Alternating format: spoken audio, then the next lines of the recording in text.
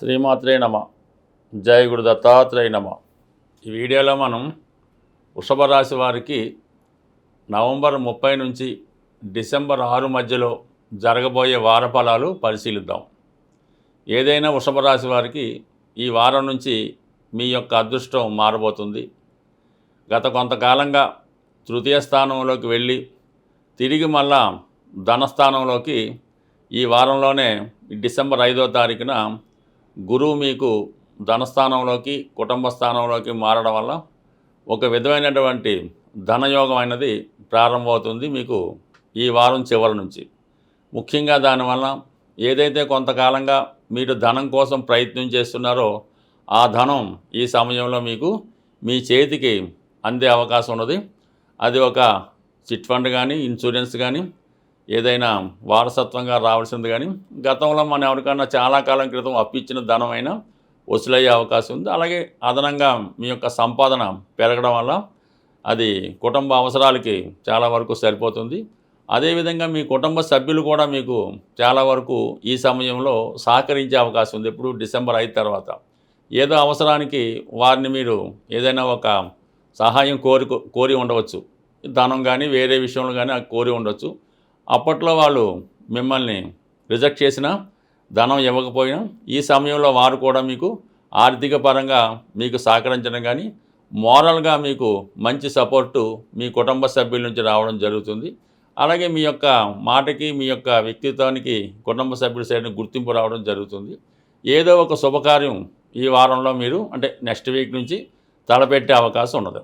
ఇక ముఖ్యంగా సప్తమ స్థానంలో ఒక 3 గ్రహాలు సంచరించడం, ముఖ్యంగా రాస్యాధిపతిగా ఉన్నటువంటి బుధుడు సప్తమ స్థానంలో తన శత్రుగ్రహాలైనటువంటి రవిగ్రహంతో కుజగ్రహంతో కలిసి ఉండడం వలన కొన్ని కొత్త పరిచయాలు ఏర్పడడం కానీ, అనుకోకుండా మీ జీవితంలో ఇతరులు ఎంటర్ అవ్వడం వల్ల కానీ, అది ఆ విషయంలో మీరు మీ భార్యాభర్తల మధ్య చాలా తీవ్రమైనటువంటి విభేదాలు వచ్చి పరస్పరం కొద్ది రోజుల పాటు విడిపోయేంతగా ఈ పరిస్థితి వచ్చే అవకాశం ఉంది. సాధ్యమైనంత వరకు ఈ సమయంలో మీరంటే అక్కడ శుక్ర కుజుల కలయిక సప్తమ స్థానంలో ఉండడం వల్ల ఏంటంటే కొత్త పరిచయాలు ఏర్పడుతుంటాయి. జాతకుడు కూడా ఇలా కొత్తగా పరిచయాలు ఏర్పరచుకోవాలని ప్రయత్నం చేస్తూ ఉంటాడు. ఆ ప్రయత్నంలో చాలా వరకు ఇబ్బంది కలగడం జరిగే అవకాశం ఉంది. కాబట్టి ఏదైనా ఈ వారంలో భార్యాభర్తల మధ్య విభేదాలు వచ్చే అవకాశం ఉంది. అలాగే వ్యాపార పార్ట్నర్స్ ఎవరన్నా ఉంటే వాళ్ళు చిన్న విషయానికే పెద్ద చేసుకొని మనీ విషయంలో కానీ, స్త్రీల విషయంలో కానీ కొన్ని ప్రాబ్లమ్స్ రావడం వల్ల అది విడిపోయేదాకా వచ్చే సూచనలు ఉన్నాయి. కాబట్టి జాగ్రత్తగా వ్యవహరించడం మంచిది. బట్ కొన్ని సందర్భాల్లో మీ జీవిత భాగస్వామి యొక్క ప్రవర్తన చాలా హుందాగా, హోదాగా, అబ్నార్మల్గా ఉండడం వల్ల వారి యొక్క ప్రవర్తన మీకు ఒక ఆశ్చర్యాన్ని కలిగించే అవకాశం ఉంది. బట్ అది కామన్గా మీరు కొన్నాళ్ళ పాటు ఓర్పు వహిస్తే అన్ని సమస్యలు, ఈ విభేదాలు అన్నీ కూడా సమసిపోతాయి. ఏ సమస్య అయినా సరే ఈ వైవాహిక జీవితానికి సంబంధించింది కానీ, భార్యాభర్తల మధ్య సంబంధించింది కానీ కొద్ది రోజులు మాత్రమే ఉంటుంది. మళ్ళీ ఈ గ్రహాలు మారిపోవడంతో అంతా సమసిపోయే అవకాశం ఉంది. కాబట్టి ఏదైనా తొందరపాటు పడకుండా నిదానంగా వ్యవహరించడం మంచిది. ఎస్పెషల్లీ స్త్రీల యొక్క ఆరోగ్య విషయంలో కొద్దిగా జాగ్రత్త పడవలసి ఉంటుంది. వివాహ ప్రయత్నాలు లాంటివి పోస్ట్పోన్ అయ్యే అవకాశం ఉంటుంది. ఇక ముఖ్యంగా బుధుడు 6వ స్థానంలో ఉండడం వల్ల ధనాధిపతి 6వ స్థానంలోకి వచ్చినప్పుడు జాతకుడికి రుణ ప్రయత్నాలు ఫలిస్తాయి.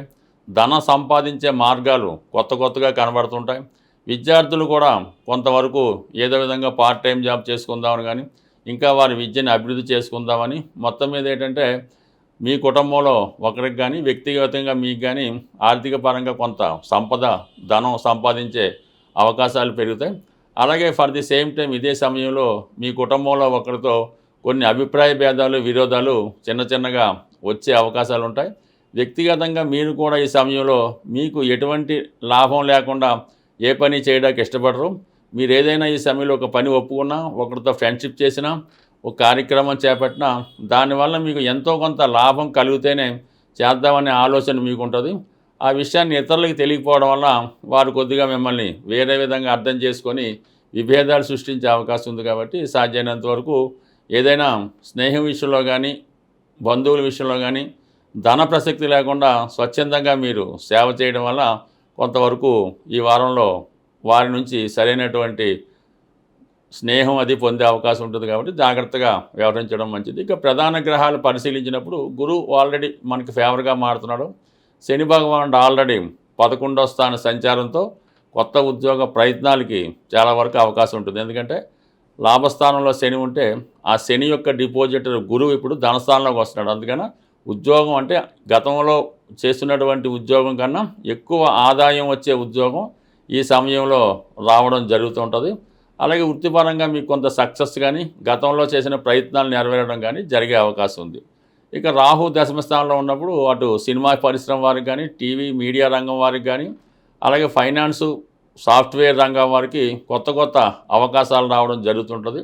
అలాగే మీలో ఉన్నటువంటి టాలెంట్ని అనూహ్యంగా పెంచుకోవడం కూడా జరుగుతూ ఉంటుంది. బట్ ఏదైనా వృషభ రాశి వారికి ఇంచుమించుగా అన్ని గ్రహాలు ప్రధాన గ్రహాలు అనుకూలంగా ఉండడం వల్ల చాలా అనుకూలంగా ఉంది.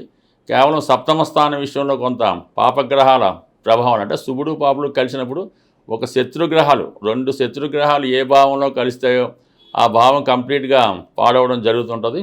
అందువల్ల సప్తమ భావం విషయంలో భార్యాభర్తలకు సంబంధించిన ఎఫైర్ విషయంలో జాతకుడు జాగ్రత్త పడితే మిగతా అన్ని విషయాలు కూడా అనుకూలంగా ఉండే అవకాశం ఉంటుంది. ప్రస్తుతం ఈ నవంబర్ 26వ తారీఖు నుంచి ఫిబ్రవరి 17వ తారీఖు వరకు శుక్ర మౌఢ్యం నడుస్తూ ఉంటుంది. అంటే శుక్రుడు రవికి దగ్గరగా సంచరించడం వల్ల, శుక్రుడు బలహీనం అవటం వల్ల ఈ శుక్ర మూఢం ఏర్పడుతూ ఉంటుంది.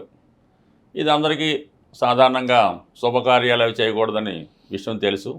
అయితే ఈ సమయంలో చాలా వరకు ధన నష్టం కానీ, ధనానికి ఇబ్బంది కానీ ఇంచుమించుగా ప్రతి వారి జాతకంలో కనబడుతూ ఉంటుంది అన్నమాట. అంటే శుక్రుడు బలహీనమైనప్పుడు ఆర్థిక పరిస్థితి బాగా టైట్ అవుతుంటుంది, మనీ రొటేషను తగ్గుతూ ఉంటుంది, చాలామందికి ఆదాయం కూడా తగ్గుతూ ఉంటుంది. అలాగే ప్రభుత్వం నుంచి ఒక విధమైన ఒత్తిడి వస్తూ ఉంటుంది, ట్యాక్సులు పన్నులు గట్రా చెల్లించాలని. ఈ విధంగా ఆర్థిక పరమైన ఇబ్బందులతో ఎదుర్కొంటున్నవారు, అలాగే స్త్రీల నుంచి కూడా కొన్ని సమస్యలు ఎదురవుతూ ఉంటాయి. అటువంటి సమస్యలు ఎదుర్కొంటున్నవారు ఓ చక్కని పరిష్కారం వారికి ఏంటంటే చిన్న పరిష్కారం. ప్రతి శుక్రవారం అంటే మనకు ఒక 6 శుక్రవారాలు ఎలాగ వస్తాయి కాబట్టి సాయంకాలం సమయంలో అంటే సంధ్యా సమయంలో మరి చాలా ఫ్రెష్గా తాజాగా ఉన్నటువంటి గులాబీ పువ్వులు మంచివి ఒక 6 తీసుకొని హనుమాన్ ఆలయంలో స్వామివారికి సమర్పించవలసి ఉంటుంది.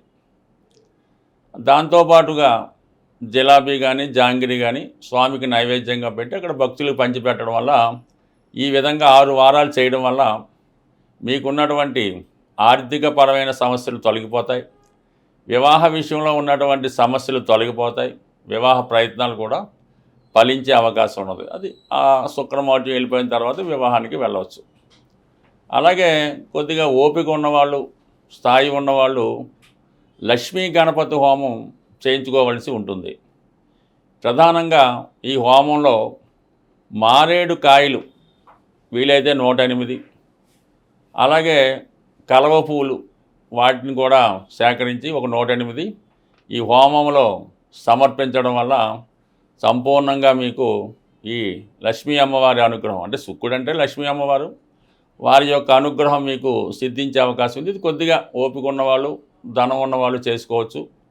ఇంకా వెరీ సింపుల్ రెమెడీ, మనం ఏం చేయలేం, ఫైనాన్స్గా చాలా ఇబ్బంది పడుతుంది, రోజు గడగడమే కష్టంగా ఉంది అనుకున్నప్పుడు ఏదైనా విఘ్నేశ్వరుడు ఆలయంలో బుధవారం రోజు ఒక మీకు ఎన్ని వీలు ఉంటే అన్ని అటుకులు బెల్లం కలిపి ఆ టెంపుల్లో స్వామికి సమర్పించి భక్తులకి ప్రసాదంగా పంచిపెట్టడం వల్ల కూడా మీ యొక్క ఆర్థిక సమస్యల నుంచి బయటపడతారు. అలాగే వివాహం ఆలస్యం అవుతుంది, అసలు పెళ్ళి అవటమే లేదు, పెళ్ళైనా కూడా భార్యతో దాంపత్య సుఖం లేదు అనుకున్న వాళ్ళు ఈ శుక్రమౌఢ్యంలో ప్రతిరోజు నియమంగా శుచిగా శుభ్రంగా ఉంటూ మరి కనకతారా స్తోత్రం కానీ, లక్ష్మీ అష్టోత్తరం కానీ, శ్రీ సూక్తం కానీ విధి విధానంగా పారాయణ చేయడం వల్ల, ముఖ్యంగా మీ గృహంలో ఉన్నటువంటి స్త్రీలని గౌరవించడం వల్ల, తల్లి గారిని అమ్మమ్మ గారిని వారిని పూజించడం వల్ల 100% చాలా సులువుగా మీకు అమ్మవారి అనుగ్రహంతో వివాహానికి ఉన్నటువంటి అడ్డంకులు కూడా తొలగిపోయే అవకాశం ఉంది.